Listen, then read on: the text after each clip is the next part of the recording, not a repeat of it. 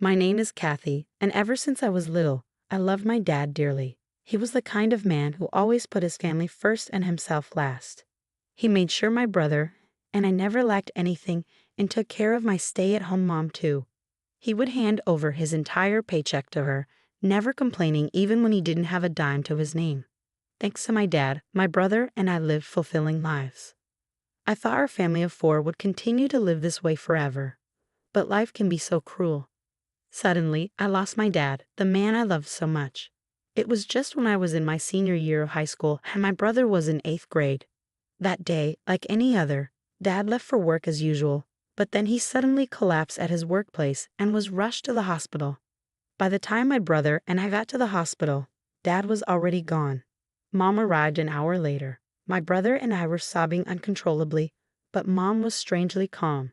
She was shocked by Dad's sudden death, sure, but she shed no tears. "Mom, what are we gonna do now?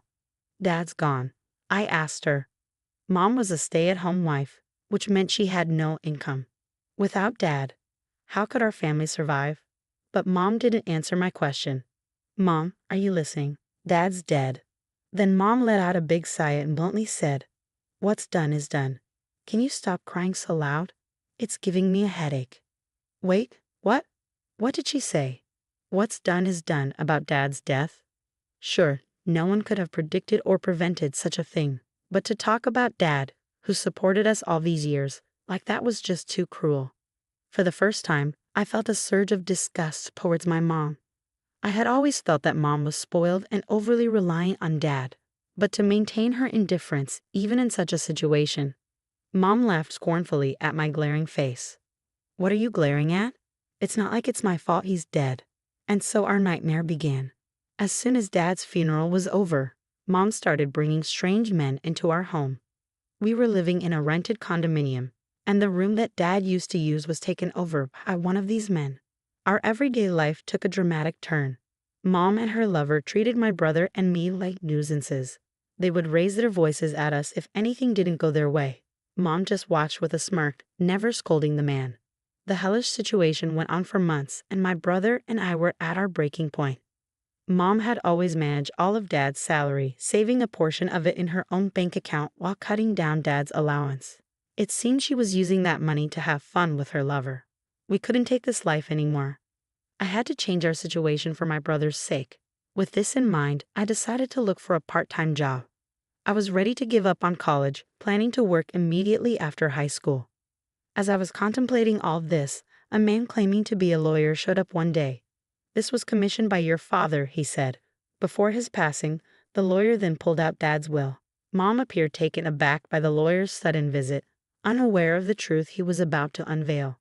The lawyer clarified the situation to us. Your father had realized that something was wrong with his health early on, but he believed that if he didn't work, the family would be in a bind. So he wanted to leave something behind for a rainy day. As the lawyer unsealed our father's will, he explained it in layman's terms. Your father intended to divide his $20 million fortune by giving $10 million to your mom and $5 million each to you kids. Upon hearing this, Mom eagerly addressed the lawyer. "So when do I get the money?" "As soon as all the official proceedings are complete. The funds will be transferred shortly." Without skipping a beat, Mom prepared a pen and signed the necessary documents. The talk was complex for us kids, but we decided to accept our father's legacy gratefully. A few days later, my brother and I made the decision to leave the house. I started to consider what would be essential for us living on our own, and what the bare minimum actions would be. If we were leaving the house, we needed to find a new place to live, but would anyone be willing to rent a property to high school students? While pondering, I remembered that the parents of a middle school friend owned an apartment. The next day, I visited their house, promptly explained the situation, and asked, "Since we have our father's legacy and I plan to start a part-time job, could you introduce us to a good apartment?" In response, my friend's parents proposed, "Since we can't legally lease to high school students, how about we rent you a room in our apartment? You just need to pay the monthly rent." Yes, I'd be grateful. Thank you so much. My friend's parents were worried until the end, but when they perceived my strong determination, they finally encouraged me, saying, "You can count on us anytime you need help." That night, I brought up the matter to Mom. "Mom, Sam and I are planning to leave the house soon. "What are you planning to do?" she asked. "We're going to live together, just the two of us." I suppose our affairs didn't matter to Mom in the least. Without even looking at me, Mom dismissed us nonchalantly. "Well, do as you please. I couldn't care less what happens to you two. It'll actually be better without you two around, so you won't get in the way of my time with him." At that moment, my barely lingering affection for Mom crumbled completely. "Okay, I understand. Thanks for everything, Mom." With a heavy dose of sarcasm towards Mom, I left the house I had lived in for years. Starting to live with my brother turned out to be way more challenging than I imagined. Early morning paper routes, then school, and a part-time job at the supermarket after returning home. I didn't want to touch the money left by our father, so I tried to cover living expenses with my part-time wage as much as possible. At the supermarket, they gave me the boxed meals scheduled for disposal. That became our dinner. I knew my brother, being a middle schooler, would want some fun, so I gave him a modest monthly allowance. "Here you go, Sam. This is your allowance for the month." "But you hardly spend anything on yourself," he said. "Don't worry about me. Having fun is an essential experience too, you know." Despite his reservations, I insisted on giving my brother his allowance. I felt guilty about the financial constraints he had to endure because of me, so I wanted to do at least the bare minimum for him. Our life continued like that for a while, and before we knew it, it was fall. The buzz among my classmates was all about where they were going to college. To me, those conversations felt like such a luxury, I couldn't think of anything else. But my thoughts were consumed with where I would work after graduation and how I would help my brother get to college. One day, I happened to have the day off from my part-time job. My brother and I were enjoying a leisurely lunch at home when the apartment doorbell rang. Who could it be? When I opened the door, there was Mom. "Mom," I said, surprised. "Don't you dare call me that. Now, where is your banking card?" "A banking card?" Mom suddenly barged in, demanding the banking card, and I was totally lost. She ignored my confusion and shouted at me to hurry up and hand it over. "Wait a minute, why so sudden?" I tried to ask, but she wouldn't listen. She even went so far as to march straight into the house, rummaging through the rooms. "Hey, Mom, stop it." My brother tried to stop her, but she just pushed him aside with a curt, "Shut up." I rushed to my brother's side, pleading with Mom to stop. Eventually, she found the banking card in a drawer. After checking the untouched balance in the account, she smirked. "Oh, there's quite a bit left. You're just like me, doing so well. How admirable." Disgusted, I glared at her, and that must have irked her because she shoved me next. "What's with that look? Just do as I say. I'm your mother." She left with our banking cards. I felt so helpless and sank to the floor. Why, after all the hard work to get this far, does she have to ruin everything again? The peaceful life my brother and I had finally managed to grab. I worked so hard without even touching our father's inheritance, all for my brother's future. "Sis," my brother comforted me as I cried. I felt pathetic for not being able to protect my only brother. Just then, I remembered something, the one letter that the lawyer had given me when he visited a while back. He asked me to give it to you without letting Mom know. "Open this only if you're in trouble," he had said. The lawyer, seemingly aware of the situation with Mom, had discreetly handed me an envelope. Life with my brother had started right after, and in all the bustle, I completely forgot about it. I opened the letter from my deceased father and read its contents. It was an address. It was somewhere far away from where we lived, an area completely unknown to us. However, I figured there must be a reason my father left it. I decided to go to that place with my brother. We got on a plane, and then we took a taxi from the airport. What awaited us was a house with a grand gate, something you'd only see in movies or TV shows. "What is this gigantic house?" My brother seemed overwhelmed by the sheer size of the house. As we stood there, a burly man came out from inside. "Oh my, you've come." We found a letter from our father. Your address was in it," I explained. The man began to speak to someone on the phone. After a brief moment, the man changed his demeanor and said, "Please come in," inviting us into the mansion. In the great room to which we were guided, an elderly woman was sitting alone. Upon seeing us, she greeted us. "Kathy and Sam, right? Nice to meet you.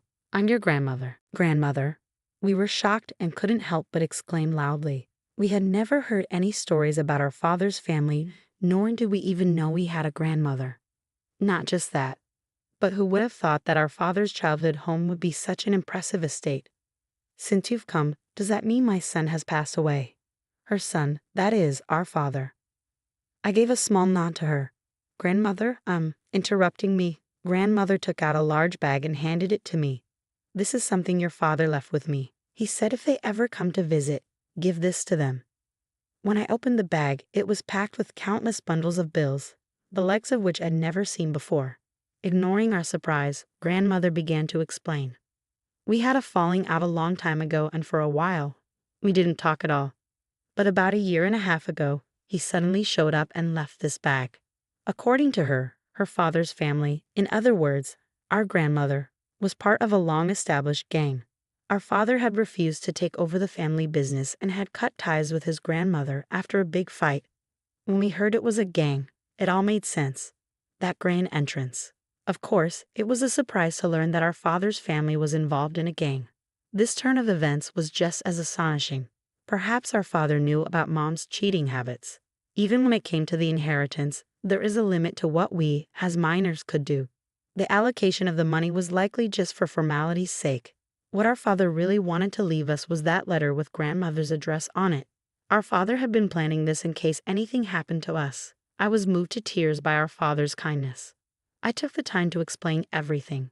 How he had been treated poorly by Mom and her lover, and how Mom had taken our father's inheritance. After hearing everything, grandmother told us, "You don't need to give up on life because of your mother. I'll get that money back for you.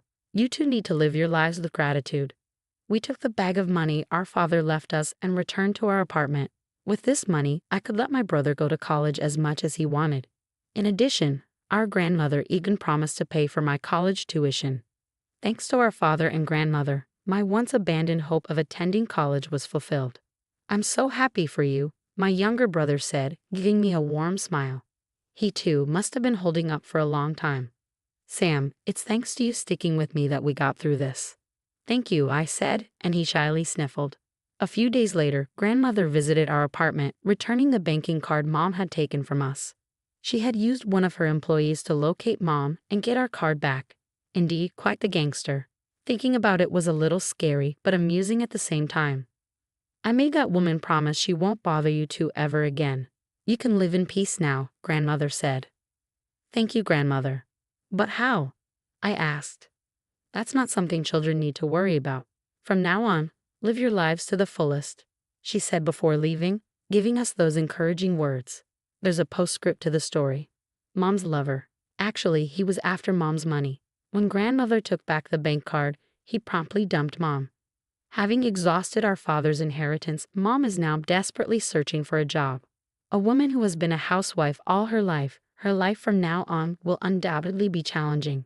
However, thanks to my grandmother, peace returned to our lives.